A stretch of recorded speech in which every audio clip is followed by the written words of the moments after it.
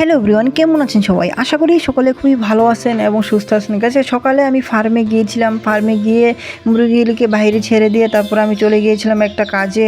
আমার এই খুবই কাজটা ইম্পর্টেন্ট ছিল। তারপর কাজটা ছেড়ে আমি যখন আবারও ফার্মে আসলাম তখন দেখলাম কি গাইস, আমার ফার্মে মুরগিগুলা মানে ওইদিকে মানে বাইরে প্রচণ্ড মুরগি বাইরে চলে গিয়েছিল, দেখতেই পাচ্ছ। আর ভিতরে কিছু মুরগি রয়েছে, তো এদেরকে এখন এক এক করে আনতে হবে।